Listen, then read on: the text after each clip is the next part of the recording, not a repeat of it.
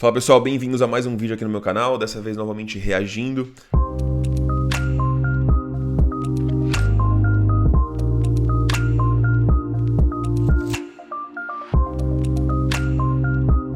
Para quem não me conhece, meu nome é Jaime, eu sou atleta profissional e preparador de fisiculturismo natural, atual único profissional na WNBF, que é a federação com os controles antidoping mais rígidos de todo o circuito. E vocês mandaram muito esse vídeo aqui, acho legal reagir porque são poucas as vezes que trazem temas assim. Acho que o Rodrigo Góes levantou essa forma de abordar o fisiculturismo, trazendo pautas que dificilmente são faladas, né? Então, eu acho que é disso que se trata o vídeo, o trágico problema do fisiculturismo. Para vocês me enviarem é porque com certeza aborda alguns temas que têm alguma relação com o meu conteúdo também. Então vamos dar uma olhadinha aqui.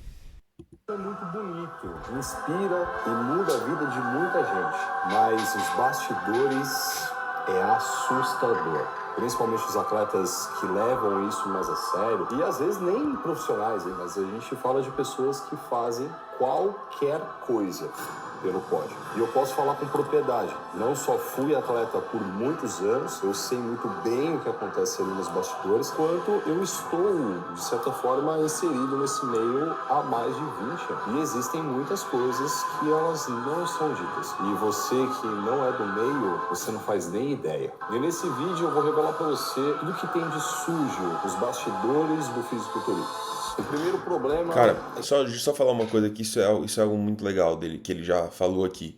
Se desde o princípio nós já encontrássemos atletas com uma realidade muito mais parecida com a sua, do seu contexto, você que é natural e está assistindo isso, a gente não teria esse problema da falta de interpretação da realidade com o que a gente vê, né? Com o que a gente enxerga, o que a gente imagina que seja. Então, eu quando comecei a treinar, por mais que eu tenha só 28 anos... eu acompanhei praticamente todas as etapas de exponenciação, de expoente do fisiculturismo. Por quê? Porque quando eu comecei a acompanhar, na época lá do Ziz, até do Jeff Sage, ou então, bom, eu já assistia vídeo ali de repente do Flex Wheeler, do Ronnie Coleman, lá no começo, as pessoas, quando você falava alguma coisa sobre o fisiculturismo, elas tinham, muita gente, essa relutância, falando assim, pô, mas, cara, esses caras se enchem de anabolizantes. E você via isso que era a predominância dos comentários. As pessoas antes tinham essa consciência. E tinham essa consciência não só de que eles usavam, senão de que não era algo saudável, não era algo interessante ou que você gostaria que as pessoas no seu entorno fizessem, né? Só que o que aconteceu? Influenciadores começaram a ter uma relevância na musculação, não abordando em primeira instância o tema dos esteroides, mas falando sobre treino, explicando para as pessoas como fazerem dieta. Mas eram pessoas que não só usavam esteroides, mas como tinham uma estratégia perfeita para introduzir esse detalhe que é o esteroide na musculação de uma forma muito inteligente e tranquila das pessoas aceitarem. Então, com o passar do tempo, essas pessoas foram tanto falando nas mídias, não usa esteroide, mas o esteroide ele é só um detalhe a mais, a gente tem todo um sacrifício de treino, de musculação, e a gente usa o esteroide só como um pequeno detalhe. Então, as pessoas foram aceitando essa ideia e foram comprando essa ideia, que teve uma virada de chave, e eu participei disso, inclusive defendi muitos atletas, parece ironia do destino, quando eles eram atacados. Então algumas pessoas continuavam falando, cara, mas esse cara esse cara se enche de anabolizante. E aí você já começava a ver um monte de gente criticando. Mas o que você tá falando? Vai lá, toma aí pra ver se você fica assim. Você tá achando o quê? Que é só anabolizante? Esse cara ele treina 1000 vezes mais pesado, muito mais duro, se dedica muito mais do que você. É legal falar isso do sofá, ou seja, teve uma virada de chave que as pessoas começaram a aceitar esse comportamento de usar esteroide absurda, justamente porque muitos influenciadores começaram a crescer e passar e transmitir essa ideia para os seus seguidores. Então, é muito legal que hoje a gente tenha de novo essa consciência e volte a ter essa consciência do impacto do esteroide, do que é o esteroide, da quantidade que eles usam. Então vamos acompanhar aqui o Laércio tem para falar, que eu acho que é muito, muito interessante. que alguns atletas injetam uma substância diretamente no músculo que pode levar à necrose desse músculo. Eu estou falando de morte do tecido, ou então ele pode até mesmo perder um membro. Possivelmente você deve ter visto já imagens de algumas pessoas com os músculos parecendo umas bexigas enormes, mas aquilo ali é um extremo de deformidade. A grande maioria dos atletas profissionais fazem esse tipo de aplicação para correção do físico. No fisiculturismo, é importante que o atleta tenha o que a gente chama de harmonia do físico. Os músculos em proporções que criam essa harmonia. Mas, o que acontece com o corpo é, na grande maioria das vezes, não se desenvolve com essa harmonia. Se faz essas aplicações de óleos e etc. dentro desse músculo menor para fazer com que ele se torne grande a ponto de fazer parte dessa harmonia do físico todo. Imagina. Isso é muito bizarro também, né, pessoal? Porque qual que é o limite? É o que eu sempre falo pra vocês, né? Não tem limite. É um esporte sem limite. Você acha que, por exemplo, ainda fazendo isso a gente perde inclusive a essência da única coisa que o fisiculturismo com doping ou sem doping tem, de que de fato o músculo não cresce sozinho. Ele precisa de um estímulo. Mas se até isso eles tentam burlar, se perde o sentido, é o que eu falo, qual que é o sentido de você apoiar um ciclismo onde os caras estão levando um motor na bicicleta para subir, sabe? Uma coisa é eles ainda injetarem um montão de substâncias que ajudam, que para mim já não faz sentido, que não tem limite, é o que eu falo, né? Você não tem nem limite de dosagem, cada um usa o que quer, faz como quer. Imagina então você burlar realmente até o processo mais mínimo, que seria a construção de massa muscular. Não precisa nem construir uma massa muscular, você aplica ali um óleo para causar essa impressão. Então, cara, é muito bizarro isso. É muito bizarro o nível que chegou e as pessoas continuam comprando e aceitando isso. Imagina que é aplicado uma substância dentro do músculo que ele não consegue absorver. Então ele cria uma cápsula em volta e mantém aquela substância ali dentro. O problema é... E com isso rola muito também aquela falácia do espantalho, né? Porque você vê muitas pessoas falando, mas o Synthol, isso aí, óleo, que como se só alguns fizessem ou que só fazem aqueles que ficam exagerados. Não, mas se você para pensar que a maioria faz, o que muitos atletas ali fazem, e ganha aquele que consegue fazer da forma mais mascarada possível, é ainda mais bizarro de pensar. Que isso pode gerar complicações. A gente tem até o exemplo de um atleta que teve um agravamento tão grande disso a ponto de amputar a perna. Existem coisas bem sujas, por trás desse corpo bonito que você vê ali no palco. A grande maioria dos atletas tem correções em seu físico. Se aplica como se fosse nada, entendeu? Como se fosse tomar um copo de café. Alguns atletas chegam a ter 50 vezes a testosterona de uma pessoa normal circulando no seu corpo.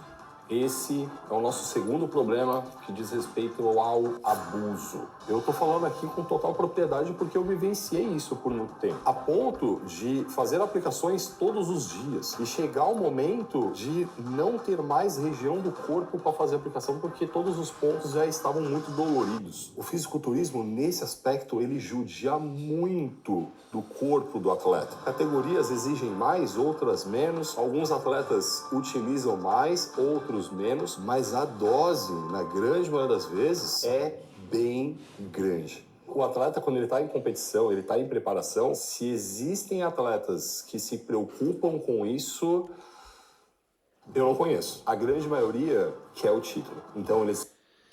Isso é muito bizarro. Não é que eles só querem o título, é que eles sabem que os competidores que estão do lado dele estão usando a mesma quantidade ou mais. Então, vira de fato uma guerra que os gladiadores atuais, que são esses atletas fisiculturistas, estão dispostos a passar. Mas não é só isso, não é só esse fator de realmente querer ganhar e querer ser campeão. É o vício em si, é o vício. São drogas que eles estão colocando no corpo. Não tem mais onde aplicar a droga, entende? Mas as pessoas não percebem que existe o vício fisiológico. Não tem só o vício causado pelo... Caraca, cara, você tá ciclando? Pô, você tá grande, hein? Aí você para de usar, usa menos, você dá aquela murchada. O pessoal fala, pô, você tá em cutting, ou você parou de usar, ou tipo, aconteceu alguma coisa, tô te vendo mais pequeno. Aí a pessoa usa de novo, quer usar mais. E aí a gente sabe que as doses têm que ser ao longo do tempo cada vez maiores para o mesmo efeito surtir. Então, Um composto, várias coisas que influenciam nesse vício. E se você une então um atleta que ele tem esse vício respaldado como um objetivo de competição, isso se torna ainda maior. Fazem o que for necessário fazer. Eles tomam o que for necessário tomar. Existe até uma substância que ela é um veneno. Se o atleta erra na dosagem, ele corre grandes riscos de morrer ou então minimamente de ficar cego. Você pode pensar assim, lá, mas como? Nem eu sabia disso. Como que uma... Bom, nem eu. Também não tenho conhecimento muito, grande sobre substâncias, mas ficar cego? pessoa que sabe que uma substância é um veneno e minimamente pode ficar cega, pode chegar a morrer e mesmo assim utiliza. Então, é um potente termogênico. É isso que ele ouve e é isso que ele guarda. O que acontece se eles não tomarem essas drogas? Não chega num nível competitivo. Caraca, tá todo mundo competindo e todos os atletas, a partir de um certo ponto, têm acesso às substâncias. E aí a pergunta que eu te faço é, irmão, eu vou competir junto com você no mesmo campeonato. A gente tem acesso às mesmas coisas. E aí eu falo, mano, não vou usar essas coisas aqui. O que passa na cabeça sua? Caraca, então eu vou chegar lá com uma certa vantagem. Então eu vou conseguir apresentar um físico melhor lá. O amanhã não importa. O que importa é ir para esse campeonato agora e ganhar esse campeonato. Perfeito. Isso que ele falou aqui, que eu sempre falo para vocês, né? Não existe, mas zero igualdade de condições. Zero. Porque é o que eu falo, por mais que você tenha uma boa genética, uma boa ética de trabalho, o seu treino é muito bom, você sabe que tem um desgraçado do seu lado que vai estar usando todas as armas que ele tem disponível para tentar ganhar. E ele vai ter todas as vantagens possíveis em cima de você, a menos que você não use. Então, esse foi o principal fator que me fez se apaixonar pelo fisiculturismo natural. Porque por mais que aquele cara tenha uma genética um pouco superior que a minha, eu vou me dedicar 150, 200% no treino para tentar superar esse cara, e eu sei que ele não vai estar contando com nada além da genética dele, o trabalho dele, obviamente. Mas eu ainda tenho alguma possibilidade. Agora, você imagina se esse cara, além da genética um pouco melhor que a minha, ele ainda tivesse a coragem, a disposição, né? A coragem, a falta de bom senso de usar milhares de substâncias para tentar me superar, ou enfim. Então, no fisiculturismo você não tem isso. E aí, no fim, ele fala... O que ele falou aqui? O esporte de alto, o amanhã não importa. O amanhã não importa. É isso, essa síndrome que eu falo sempre do Homer Simpsons, né?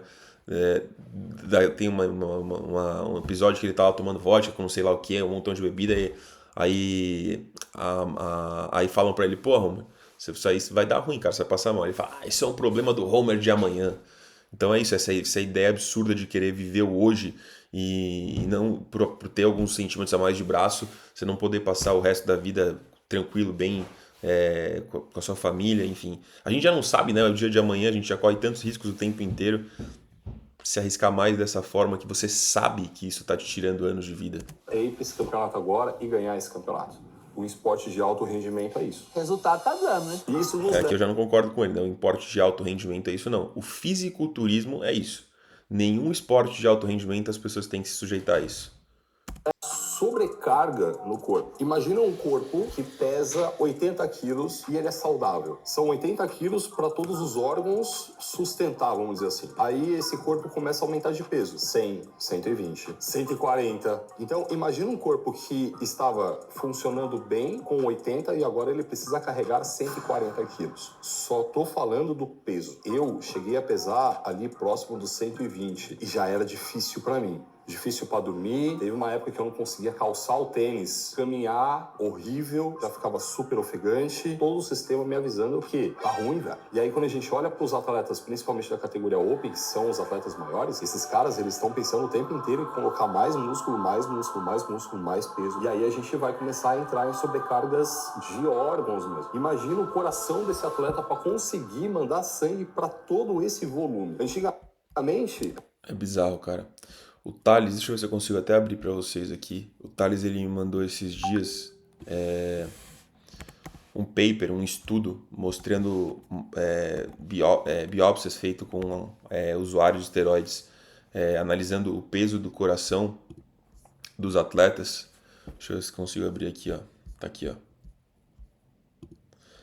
Então, você tem o nome da pessoa, né, que morreu. Não, nome não colocam o nome, né? Botam a causa da morte, as substâncias que foram encontradas e aqui o peso do coração.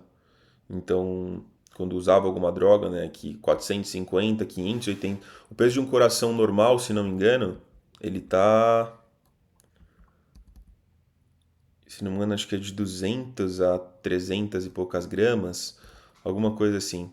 Depois a gente coloca aqui o editor na tela, mas ó, as pessoas tinham, os usuários, 550 gramas, 580 gramas, 490, 400, 520, 460, 410, 465, 490 e todos morreram justamente normalmente por conta de algum problema cardíaco. Ó, 79% apresentavam algum caso de fibrose, 33% apresentavam cardiomegalia.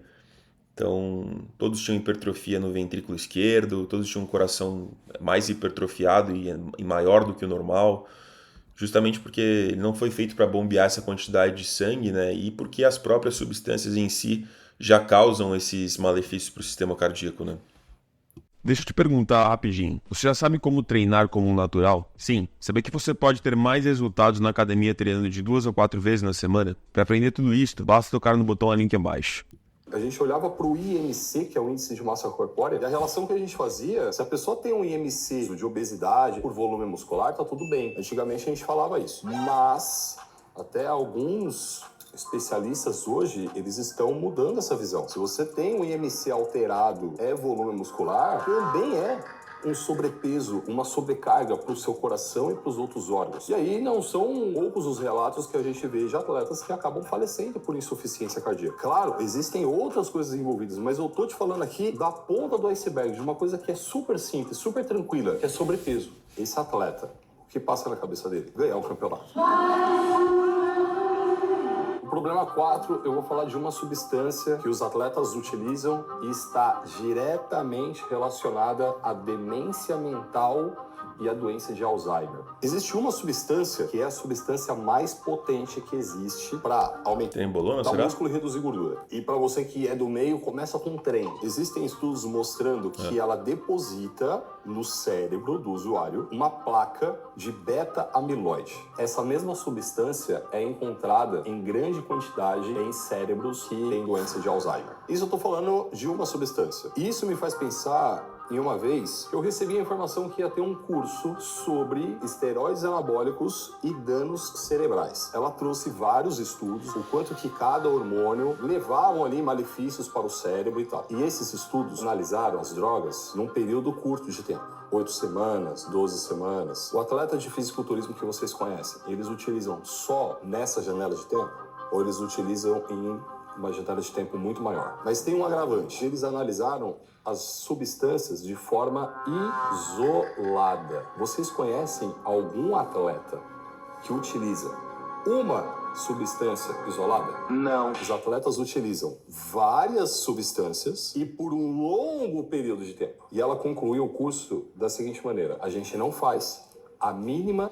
E aí, olha que isso também, pessoal, quando muitas pessoas escutam isso, elas falam, bom, então não tem problema, porque acho que, pelo que eu estou entendendo, o problema é quando esses atletas usam muitas substâncias, ou quando eles usam muita quantidade dessas substâncias, e na verdade não, né? Na verdade aqui a gente já viu que com um estudo isolado, com apenas uma substância, os impactos já foram muito negativos. Então isso serve para você que tem essa ideia de que você quer comparar um atleta com eu que uso só um pouquinho. Cara, aí que tá, né? Esse pouquinho, na verdade, usado de forma prolongada, ele já, em primeiro lugar, já gera todos esses impactos negativos, como que eu mencionei, né? Você dificilmente fica nesse pouquinho, você se ilude, você fala assim, é só um ciclo, ou é só uma vez, ou é só esse pouquinho, eu vou ficar só nisso. Na maioria das vezes, você acaba entrando nesse problema que às vezes não é nem só controlável você, da parte do seu contexto, que você às vezes fala, bom, eu sou um cara com a mente forte, estou muito tranquilo em relação a isso, mas é realmente as questões fisiológicas de que a droga ela tem impacto ali tanto no seu sistema dopaminérgico, em várias outras frentes que geram esse vício mesmo sem você perceber. Uma ideia do que está acontecendo com o cérebro desses atletas. A gente sabe que é uma coisa ruim, mas a gente não consegue ter ideia da dimensão disso. E no psicológico? Essa substância que eu falei, que é a mais potente, ela está muito associada a alguns sintomas psicológicos que são muito intensos. Agressividade, impulsividade, ficam antissocial. E a gente tem aí relatos de um dos maiores atletas do mundo da atualidade falando que essa ele não usa de jeito nenhum. That's probably the most toxic thing you can put in your body, and I've done it in the past, but I don't anymore. I just haven't touched it in like 5 years. E ainda tem o fato que é a dependência psicológica. Algumas pessoas não conseguem parar porque já se identificaram com aquele físico, ela não quer abrir mão daquilo. O físico fica mais bonito e a pessoa fica mais forte. Aí você vai virar pra ela e falar assim, mano, então, vamos tirar isso da sua vida. Algumas pessoas não conseguem. Para não falar que a grande maioria não consegue. E falando ainda de psicológico, cada dia que passa, a gente vê que o sono ele é fundamental não só para a nossa saúde fisiológica, como psicológica também. E essas substâncias detonam o sono do atleta. E hoje, você não faz ideia o cuidado que eu tenho com o sono. Desde fazer uma higiene do sono para fazer com que ele seja melhor, quanto em utilizar coisas que potencializam e melhoram o meu sono. Isso é principalmente um fator, a questão do sono, pessoal, que aumenta a velocidade absurda da pessoa ter algum tipo de problema cardíaco, tá? Tem vários estudos relacionando a precariedade do sono com doenças cardíacas. E é por isso que muitas vezes a gente tem uma relação de pessoas que têm hábitos noturnos ou até trabalhos noturnos, pessoas que têm que trabalhar de madrugada, essas pessoas aumentam bastante o risco de desenvolverem alguma doença cardíaca. Vou falar para vocês do manipular. Imagina usando várias outras substâncias que também potencializam tudo isso, né? Do sossegar-te do sono e, claro, com isso, ter as melhoras psicológicas. Isso é uma coisa que eu também, de uns tempos atrás, comecei a cuidar muito do meu sono e em breve, inclusive, passar a ajudar vocês nesse sentido, porque foi para mim uma virada de chave. Antes, agora eu fui para o Brasil e eu estava fazendo dieta, treinando para poder ir para o Brasil e o meu corpo ele não estava respondendo como ele já respondeu antes. E é justamente por conta disso, né? Eu fui pai agora há pouco, o meu sono ele reduziu bastante, porque minha filha acorda mais cedo, ela acorda durante a noite, o nosso sono já não é o mesmo. Então, eu quando agora comecei a cuidar mais do meu sono, mesmo que não fazendo uma dieta e um treinamento tão assim, à risca como eu estava fazendo antes, o meu corpo já responde de uma forma totalmente diferente. Cognitiva e fisiológica também. Você tem cupom de desconto no site inteiro da Oficial. E lógico, eu tô falando do Sossegarte, mas tem vários outros produtos lá que com certeza vão te ajudar em outras frentes. O quinto problema, um atleta, principalmente quando ele tá em fase de preparação para o campeonato, ele esquece da vida, mano. Foca só no campeonato de uma maneira que o mundo não existe. Gente, de novo, eu tô falando o que eu vivenciei. Fora de uma fase de preparação mais intensa, a vida social era um pouco melhor. Mas e todas essas substâncias causando esses efeitos psicológicos que eu falei anteriormente? Você acha que essas pessoas têm uma vida social normal? Não, não tem. Mas para eles é normal, porque eles já se acostumaram e eles não se importam com isso. Um atleta de fisiculturismo, a única coisa que ele foca é o campeonato, custe o que custar. O sexto problema do fisiculturismo, a desidratação, tem a finalidade... Pessoal, vocês têm noção como a gente alimenta tudo isso na vida desses atletas, dessas pessoas, cara? Porque é o que eu falo, né? Não tem a menor comparação. Eu tenho amigos que são atletas que competem usando fármacos. Tem a menor comparação o que eles têm que submeter numa preparação para poder chegar nesse quantidade de droga que eles usam, quantidade de coisas que eles fazem que influenciam mentalmente com uma preparação de fisiculturismo natural que é dura, é muito dura, mas você sabe, sua mente está tranquila porque você está só fazendo um esforço físico, você está fazendo um esforço ali que sim, seu treino fica cada vez mais difícil, a dieta ela é principalmente por conta da disciplina e por coisas que você tem que deixar de lado, às vezes momentos que você poderia estar comendo com amigos, etc. Sim, tem todo esse impacto, mas não queira comparar isso com você saber o que você está fazendo com o seu corpo em relação a drogas que você está usando, que estão impactando, que estão te machucando por dentro, né? É muito diferente, cara. De fazer com que esse atleta apresente um físico mais seco possível no dia da competição. Mas isso já custou a vida de vários atletas. A gente tem a nossa pele, abaixo dela tem uma camada que a gente chama de tecido subcutâneo, depois disso a gente tem o músculo. Nesse tecido subcutâneo fica a água. E o atleta, para ele apresentar um físico mais definido possível, é interessante tirar essa água dali. Se faz uns processos de desidratação. Muitos anos atrás, década de 80, a galera utilizava muito diurético, muitos atletas morreram por conta da desidratação. Isso não acontece hoje mais, mas é um sistema que, imagina, tá desidratando o corpo. Chega uma fase, principalmente a finalização mesmo, de manter esse corpo com o mínimo de água possível ali, logo abaixo da pele, mas acaba impactando o corpo de uma forma geral. É um processo extremamente agressivo pro físico. Eu já fiquei duas noites sem beber água. E o sétimo problema... Tá, acho que ele falou aqui é outra coisa importantíssima de eu falar. Você atleta natural, você pessoa que queira competir de forma natural, fisiculturista natural não precisa desidratar. Não existe isso de você querer tirar essa possível retenção líquida. Isso é uma ideia que justamente veio, igual ele está falando ali dos anos 80, 90, onde eles descobriram o diurético que dava esse impacto maior, porque desidratava a pessoa, fazendo um mal absurdo para toda a parte do sistema urinário, sistema renal. Então, um atleta natural, o que ele tem que tentar e buscar é a diminuição, e realmente a diminuição, porque tem muitos atletas que tentam tirar essa retenção líquida, quando na verdade o que ele tem ali é gordura, ele não secou o suficiente. Então o atleta ele tem que chegar no nível de gordura corporal muito baixo para justamente poder beber água, para poder preencher esse músculo e causar esse impacto, né? esse músculo cheio, rochoso, que é o bonito de se ver. E não aquele físico que normalmente costuma acontecer quando as pessoas desidratam, fica aquele físico que o cara, você vê que ele tá seco, mas ele tá murcho, ele tá inclusive com aquela aparência soft, mole. Então, você que é atleta natural, para de querer copiar essa estratégia que vem do fisiculturismo com fármaco, de querer desidratar, hiperidratar, ficar sem beber água. Pelo amor de Deus, ninguém dos atletas tops que vocês veem naturais fazem isso, tá? Morte. Alguns atletas morrem e aí se faz a relação direta com o uso dos esteroides anabólicos, outros falam que não e etc. Será que não tem relação com toda essa sobrecarga do corpo? Tá pegando o corpo e tá colocando, caraca, num tal extremo que chega uma hora que a conta chega. Outros esportes também fazem isso, de levar esse corpo a um extremo, né, um limite e ter problemas. Isso está relacionado a todos os esportes de alto rendimento. Mas o que eu estou trazendo aqui para vocês é específico do fisiculturismo, mesmo porque eu tenho propriedade para falar por ter vivenciado tudo isso. Eu quero que você assista agora esse vídeo aqui, ó, que eu falo sobre a ideia de eu voltar a ser natural, mas existem algumas questões. Esse é o vídeo que eu reagi dele, né? Aí que estão delicadas. Clica nesse vídeo aqui, ele é bem legal. É um assunto que você precisa saber. Muito legal, cara. Sensacional. Mais um vídeo muito bom do Laércio. Trazendo essa nova versão dele, né? Pelo que eu entendi. Que acho que antes ele não abordava, até porque ele estava inserido nessa bolha, ele teve que vivenciar, experienciar tudo isso para hoje poder ter esse padrão de pensamento que ele tem. Então, cara, muito bom. Espero que eu tenha deixado claro o meu ponto de vista, apesar de vocês que me acompanharem aqui, acho que vocês já têm essa ideia, mas é legal a gente ouvir de outras pessoas. E de repente seria sensacional a gente poder trocar uma ideia, eu e ele, fazer uma live.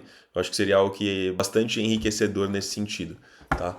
Então, eu espero que vocês tenham curtido. Comenta aí sua opinião, o que você acha de tudo isso. Se inscreve caso você não seja inscrito. Dá uma olhadinha aqui em todos os links que eu tenho dos meus produtos, dos meus serviços. Também tem o link da WNBF para quem quiser competir de forma natural na melhor federação do mundo, que chega no Brasil esse ano, em novembro, em São Paulo. Então é isso, rapaziada. Tamo junto. Obrigado por assistir. Até o próximo.